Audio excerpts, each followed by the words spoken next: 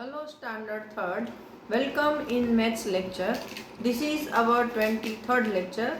In previous lecture we have started our new chapter number 5, shapes and design, and learn some things about the shapes, counting of shapes, and play one game. Now today we are going to discuss some more about shapes. Look at this. In previous lecture we have played this game. Now today we are going to discuss some question according to this. Number A. Looking at the picture given above, can you tell who is out? मतलब इस picture को देखकर आप बता सकते हो कि कौन आउट है। भाई इसमें ऐसा था कि एक बच्चा यहाँ पर आंखें बंद करके ताली बजा रहा था और बाकी बच्चे ये जो रेक्टेंगल टेबल है उसके आजू बाजू चल रहे थे। फिर जैसे ही ये बजाना बंद करता है सबको एक एक कॉर्नर पकड़ लेना है, और जो कॉर्नर नहीं पकड़ पाता तो जब ये ताली बजाना बंद करता है तो सबको एक एक कॉर्नर पकड़ लेना है, और जो बच्चा कॉर्नर नहीं पकड़ सकता वो आउट। तो यहाँ पर देखो सबके पास कॉर्नर है। एक ये गुड्डू है, लड़की है शायद, उसके कॉर्नर नहीं मिला है, मतलब वो आउट है, तो Guddu is out. Where is Guddu standing? Guddu कहाँ खड़ी है? तो के यहाँ इसको एज बोलते हैं। क्या बोलते हैं? ये जो लाइन जैसा दिख रहा है ना उसको एज बोलते हैं। ये कॉर्नर है और ये एज। तो Guddu is standing near edge. Can this game be played around a round table and why? क्या ये गेम है वो राउंड मतलब गोल टेबल के आजू बाजू खेली जा सकती है? नो, क्योंकि हमको तो इसमें कॉर्नर पकड़ने हैं। तो if there is no corner over there, then how can we play this game? Now next, many things around us have straight edges. For example, मतलब स्ट्रेट एजिस सीधी लाइनें बहुत सारी चीज़ों की होती है। यहाँ पर देखो आपको कुछ there are some example given over here. First one is book type structure over here. तो this one is called edges, this is also called edges. Now this is chair, this one is edge, this one is edge, this one is also edge. Now this is a kite, this one is edge, this one is edge, all these are edges. Okay, so we should have to learn about edges and corner in this lecture. Over here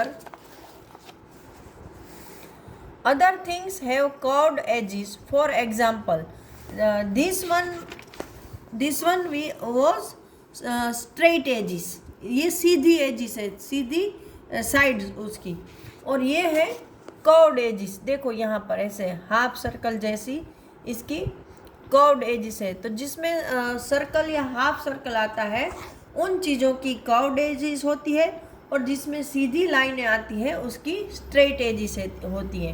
तो हम अब तक दो तरह की edges देखी। We have learn two types of edges over there. One is straight edges and second one is curved edges. Look around you and identify things with straight and curved edges. आपके आजू बाजू देखो और ढूंढो कि जिसमें straight और curved दोनों एजिस हो। तो फर्स्ट ऑफ ऑल तो हमारे आजू बाजू सपोज आपके घर में राउंड टेबल है या टिपोई है, तो उसका ऊपर का जो तना ऐसा होता है वो कर्व्ड एजिस वाला होता है, लेकिन उसके नीचे जो उसके लेग्स होते हैं वो स्ट्रेट एजिस होते हैं, राइट। फिर हमारा स्क्रू ड्राइवर भी ऊपर की जहाँ पर हम लोग पकड़ते हैं वो हिस्सा कर्व्ड एजिस वाला होता है, और जहाँ से हम स्क्रू को फिट करते हैं उसकी स्ट्रेट एजिस होती है। फिर हमारे कंप्यूटर में भी देखना कुछ एजिस स्ट्रेट होती है और उसके जो कॉर्नर साइड होती है वो कर्व्ड होती है पीछे वाली, right. Now do the things with straight edges have corner? जिसकी स्ट्रेट एजिस होती है उसको कॉर्नर होते हैं। तो यस, हर वो चीज़ जिसकी स्ट्रेट एजिस होती है उसको कॉर्नर होते ही है। Now second one, do the things with curved edges have corner. जिसकी कर्ड एजिस होती है उनको कॉर्नर होते हैं। यहाँ देखो, इसको कॉर्नर है इन दोनों में से किसी को? नो, क्योंकि जिसमें कर्ड एजिस होती है उनको कभी कॉर्नर कभी भी नहीं होते। Try to find things which have both straight and curved edges. तो जैसे मैंने अभी बताया कि भाई हमारा स्क्रू ड्राइवर है, फिर हमारा ऐसा राउंड टेबल है, फिर हमारी साइकिल में भी देखो उसके व्हील्स कर्व्ड एजिस वाले होंगे, लेकिन उसका हैंडल है, फिर वहाँ बीच में जो डंडा लगता है वो, आपके पेडल्स, उन सब में स्ट्रेट एजिस होते हैं। आप ऐसी बहुत सारी चीज़ें अपने आजू बाजू आइडेंटिफाई कर सकते हो। Now activity time 1. Take a rectangular sheet of paper, count its corner. देखो यहाँ एक रेक्टेंगुलर पेपर दिया है, यहाँ पर फोल्ड कर दिया है, लेकिन अगर ये फोल्ड ना हो तो 1 2 3 4 उसके कितने कॉर्नर होंगे? तो के 4, right.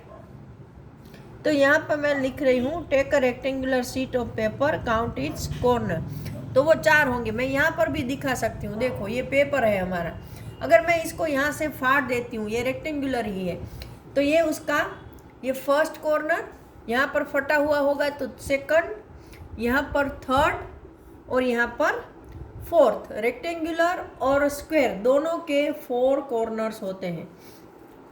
Now next, now fold one of its corner. यहाँ पर दिखाया है, देखो उसका एक कॉर्नर आपको फोल्ड कर देना है। तो how many corners does it have now, तो उसको कितने कॉर्नर बनेंगे? तो देखो ये 1 2 3 4 5, तो मैंने यहाँ पे 5 लिखा है। Now how many corners will you get by folding. अभी हर फोल्ड के बाद, जैसे यहाँ पे 2 फोल्ड, 3 फोल्ड और 4 फोल्ड, तो यहाँ पर अगर हम दूसरा फोल्ड करेंगे तो 2 + 2 4, 5 और 6 कॉर्नर बनेंगे। फिर थर्ड भी फोल्ड कर दे तो 2 2 2 4 2 6 एंड 7, और चारों को फोल्ड कर दे तो 8 कॉर्नर बनेंगे। लुक एट दिस, मैंने ये एक रेक्टेंगुलर पीस लिया है, यहाँ पर एक बड़ा भी लिया है, लेकिन आपको वहाँ पर एक साथ कैमरे में शायद दिख नहीं रहा है, फिर भी मैं फोल्ड करके दिखाने की कोशिश करूँगी कि आपको अच्छे से दिख पाए। हाँ, तो ये मेरा एक रेक्टेंगुलर पेपर है, राइट। अभी देखो इसके कितने कॉर्नर है? तो के 1 2 3 एंड 4 कॉर्नर्स है। अभी मैं यहाँ से इसको फोल्ड कर रही हूँ, ओके। तो देखो यहाँ पर 1 2 3 4 एंड 5 कितने कॉर्नर बने? 5। मैंने जो एक्सप्लेन किया था वही मैं अभी आपको एक्सपेरिमेंट करके दिखा रही हूँ। Now next one, if I am going to fold second corner, then 1 2 3 4 5 6, अगर हम 2 कॉर्नर को फोल्ड करते हैं तो हमें टोटल 6 कॉर्नर मिलेंगे, राइट। 4 में से 6 हो गए। अभी देखो मैं तीसरा कॉर्नर फोल्ड कर रही हूँ, हाँ, तो 1, यहाँ पर देखो 1 2 3 4 5 6 7, अगर मैंने 3 कॉर्नर को फोल्ड किया तो हमें 7 कॉर्नर मिलते हैं। अभी मैं लास्ट वाला कॉर्नर फोल्ड कर रही हूँ, तो 1 2 3 4 5 6 7 8, तो हमें 4 में से 8 कॉर्नर मिल गए, ठीक है। Now over here, now see, can you fold this paper in such a way that it has only 3 corners? You are allowed only 2 fold. And what shape will you get? मतलब यही paper को अगर आप इस तरीके से fold कर, यहाँ बताया है कि आप यही पेपर को इस तरह से फोल्ड कर सकते हो कि आपको सिर्फ 3 कॉर्नर मिले, लेकिन आप सिर्फ 2 फोल्ड बना सकते हो, 3 टाइम्स नहीं। तो मैं क्या करूँगी, देखो पहले है ना इसका स्क्वायर बना लेती हूँ, राइट। यहाँ से देखो मैंने स्क्वायर जैसा फोल्ड बना लिया, तो ये वन फोल्ड हो गया। अभी मैं यहाँ से उसका दूसरा फोल्ड बना रही हूँ। ये मेरा थोड़ा पेपर है ना, वो बाहर जा रहा है एक्चुअली, और यहाँ से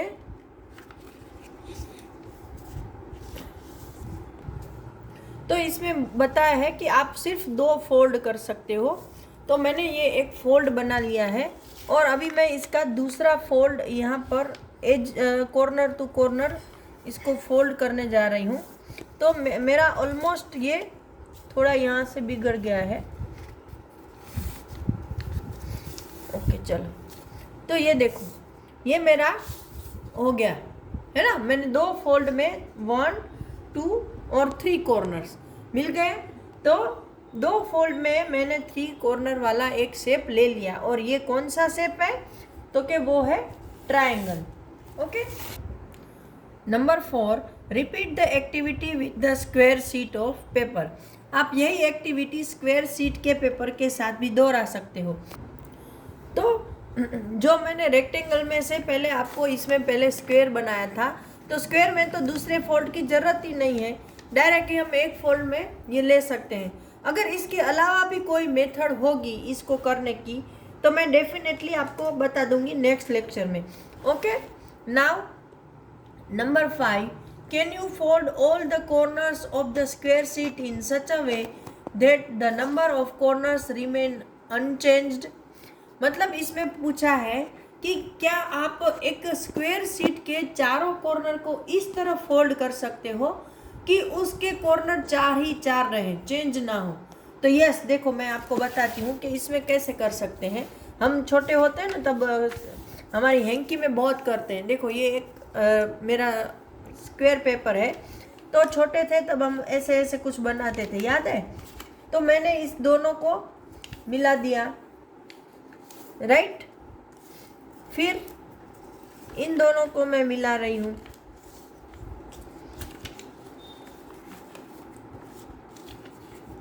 ये मेरा स्क्वायर है, वो पर्टिकुलर स्क्वायर नहीं है, इसलिए थोड़ी दिक्कत आ रही है। तो देखो इसमें वापस यहाँ पर पीछे से मैं दिखाऊंगी, ये मेरा स्क्वायर ठीक नहीं है इसलिए थोड़ा आगे पीछे हो गया है, वरना एग्जैक्ट शेप आता है 1 2 3 4 और वो स्क्वायर ही रहता है। You can try it at your home. आप पर्टिकुलर स्क्वायर लेकर इसको घर पे भी ट्राई कर सकते हो कि हाँ वो स्क्वायर है, वो एकदम परफेक्ट आता है। Okay, look at this square shape. वही स्क्वायर शेप लिया है मैंने, इसका मिडल पॉइंट निकाल के फिर मैं देखो आपको बता रही हूँ कि यहाँ पर ये मैं फोल्ड करके आपको बता रही हूँ कि एग्जैक्ट कैसे स्क्वायर शेप आता है।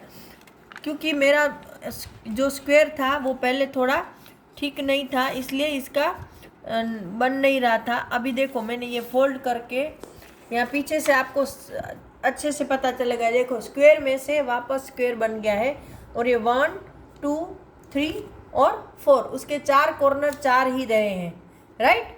तो इस तरह से हम बना सकते हैं। Now over here look at the following table and tick the name of things that have corners. Also count the number of edges and corners in each of them. मतलब यहाँ पर आपको कुछ चीज़ों के नाम दिए हैं और उसको आपको उसमें कॉर्नर है या नहीं है तो यस लिखना है, नहीं है तो नो लिखना है। उसमें कितनी एजिस है, मतलब अभी मैंने आपको बताया साइड्स है ना, और उसमें कितने कॉर्नर है वो आपको बताने हैं। तो सबसे पहले है डाई, जिससे आप खेलते हो लूडो और स्नेक एंड लैडर्स और वो सब। तो उसमें वेदर इट हैज़ कॉर्नर्स, उसको कॉर्नर है तो कि हाँ है। उसकी नंबर ऑफ एजिस कितनी है तो कि 12। कैसे है वो मैं आपको काउंट करके अभी बताऊंगी। और उसके कॉर्नर 8 है, ये उन्होंने बताया है।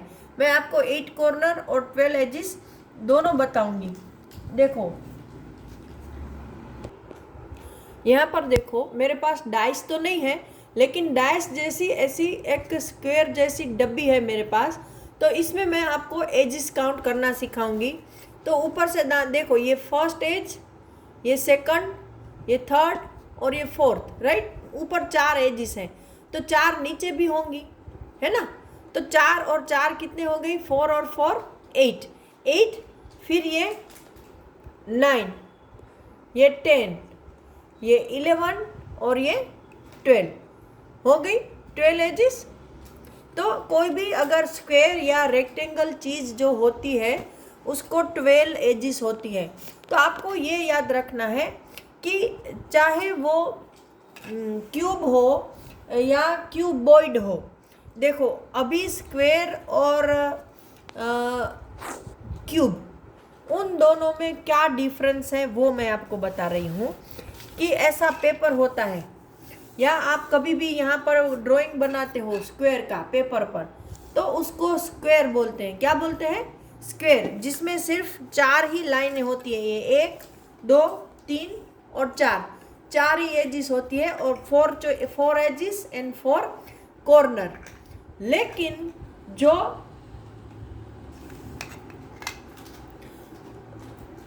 लेकिन देखो ये आपको समझ में आया कि एक जिसकी कोई और साइड नहीं होती है या ऐसा प्लेन पेपर या फिर कहीं पर ड्रॉ किया हुआ ऐसा स्क्वायर, सपोज ये भी एक स्क्वायर है यहाँ से देखे तो इसको 4 साइड एंड 4 कॉर्नर है, तो ये स्क्वायर है। क्या है ये? स्क्वायर। लेकिन ऐसी डाइस जैसी कोई चीज, इसको हम क्यूब बोलते हैं। क्या बोलते हैं? Cube, right. In same way अगर इस पेपर को मैं ऐसा बता दूं, जैसे ये मेरा पेपर है, ये छोटा सा टुकड़ा, तो ये रेक्टेंगल है। ये क्या है? रेक्टेंगल। देखो दिख रहा है आपको रेक्टेंगल?